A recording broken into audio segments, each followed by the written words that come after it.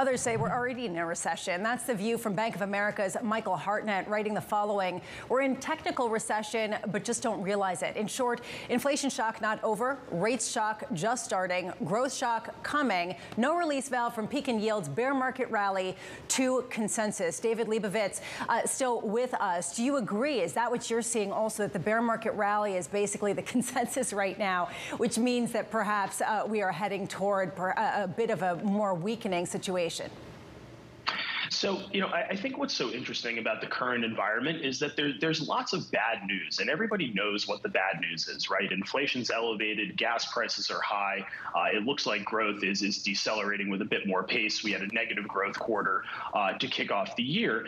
What's so interesting to me, though, is that when you look at what's going on in the economy, when we go through the airports, when we're in various cities seeing clients, things are buzzing. And so if there is stagflation, I don't really see the stag. And I frankly think that, this lower rate of growth, and we're not in the camp that the recession has already started. We think that risk is much more concentrated in 2023. But if growth has come under pressure, which arguably it has, this is what we need to see, right? This is what needs to happen in order for inflation to come in, because effectively inflation is economic sweat, right? You get inflation when an economy is running too hot. The economy was running too hot into the end of 2021. The deceleration that we're now seeing is going to help with the inflation problem. And so I'm inclined to start taking the other side of this trade. I do think that there are some false dawns in the equity market ahead of us, but I do think that more clarity from the Fed, which will come over the course of the next few months with those 3 CPI reports that Mike mentioned, more clarity from the Fed is what's needed for the equity market to find its footing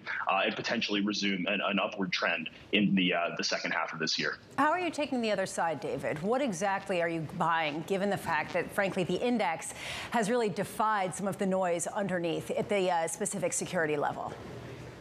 So, the problem with the benchmarks here in the United States is that they're heavily weighted towards growth. And so go, the big mega cap tech names. That's what you're going to see from the S&P.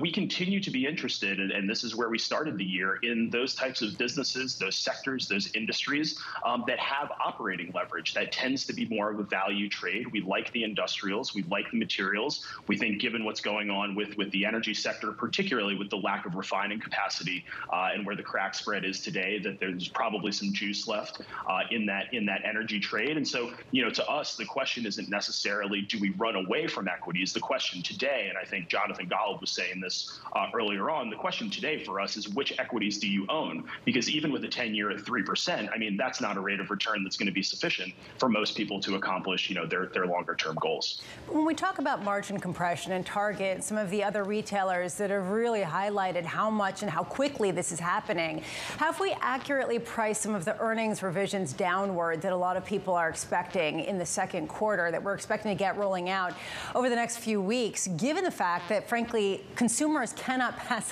absorb all of the price increases, and they're grappling with higher gas prices, higher wages, and the like?